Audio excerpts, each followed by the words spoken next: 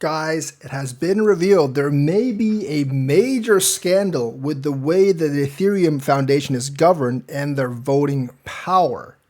They won't disclose it. Because remember, Ethereum has a board of 4 directors, but they won't tell us how much voting power that Vitalik has.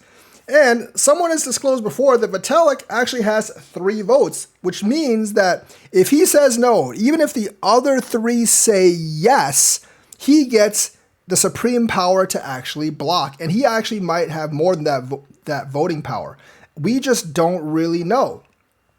So a prominent historian who wrote the book about Ethereum's creation cannot find an answer to a simple question, no matter how many times she's asked.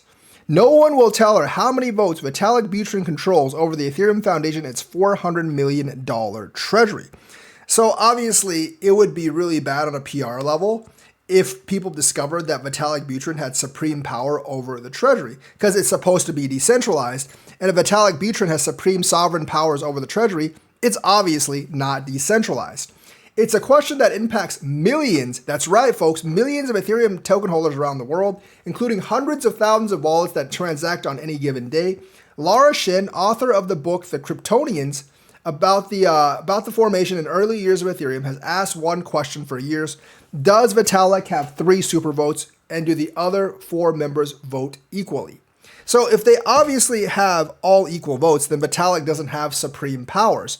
But if they don't vote equally, and one of the other board members has said Vitalik actually does have 3 votes, then obviously Vitalik basically just gets to decide everything, which would make it extremely non-centralized. And of course, Ethereum has always been broadcasting that they are decentralized, so that would be a big governance scandal. There are 4 current directors on the board of the Ethereum Foundation: Vitalik, Aya Miyaguchi, Hasao Wei Wang, and Patrick Schwarzenegger. With many changes in leadership over time, Buterin is a founding member and widely recognized as the project's leader. Now, he's obviously the face of the project. I think we all recognize that. Like, no one's going to deny, the influence that like someone like Vitalik has, and that he is essentially like the guy that runs the ship.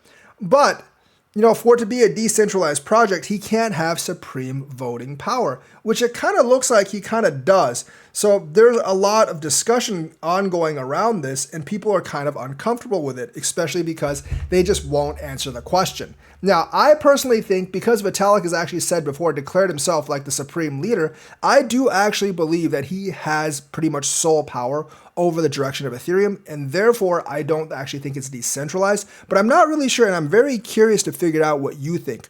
But the fact that they can't answer this question about like if Ethereum is decentralized or not should give people some pause about buying Ethereum and its decentralization facet. So let me know what you think. Is this a big scandal? Like and subscribe, hit that bell notifications button, and I will see you guys later.